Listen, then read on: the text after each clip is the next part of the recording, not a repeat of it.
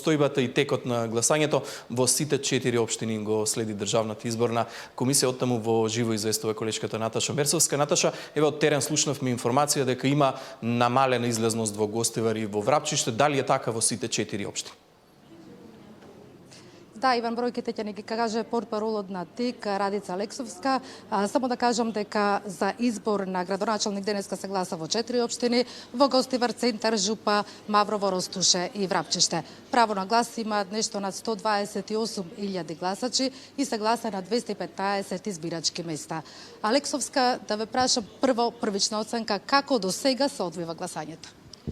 До сега гласањето во сите 4 општини во избирачките места се одвива непричано, освен како што до сега информиравме јавноста во едно избирачко место Гостиварско, тоа е во населеното место Ќафа, каде што поради временските неприлики избирачкото место не беше отворено за гласање и таму не се спроведува денеска гласањето. На сите други избирачки места и во сите општини се одвива без поголеми потешкоти, односно проблем. Што ќе се случува со ова гласачко избирачко место? Дали ќе се прегласува? Во ова гласачко избирачко место гласањето не се одвива, односно ќе се направи проценка зависно од разликата во резултатите помеѓу кандидатите, дали бројот на запишани гласачи на ова избирачко место ќе влијае на конечните резултати. Дури потоа Државната изборна комисија ќе донесе констатација дали ќе се гласа на ова избирачко место или не.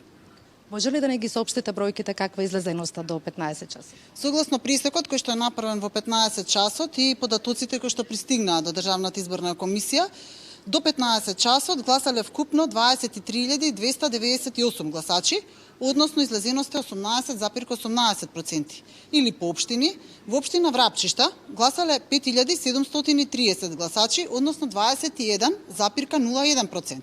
Во општина Гостивар 14.770 гласачи го оствариле правото на глас, односно 17,85% е излезеноста. Центар Жупа гласале 831 гласач, 10,99% излезеност. И во општина Маврово и Ростуше гласале 1967 гласачи, односно излезеноста е 18,60%. Може ли да не направите споредба со претходните избори во октомври 2025?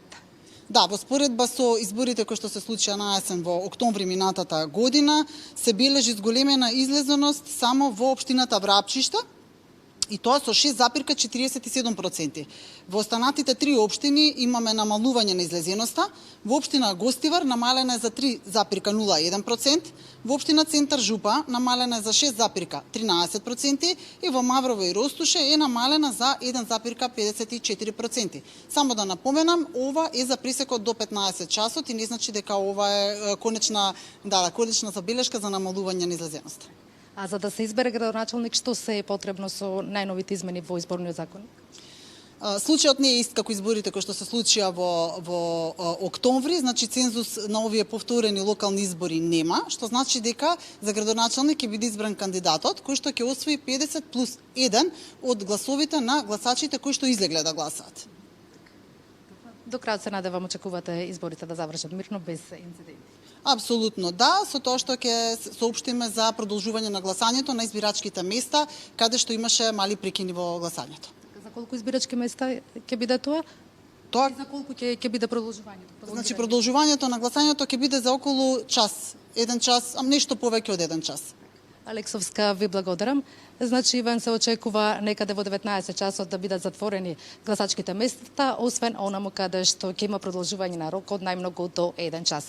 Првичните бројки за избор на новиот градоначалник се очекуваат после 20 часот.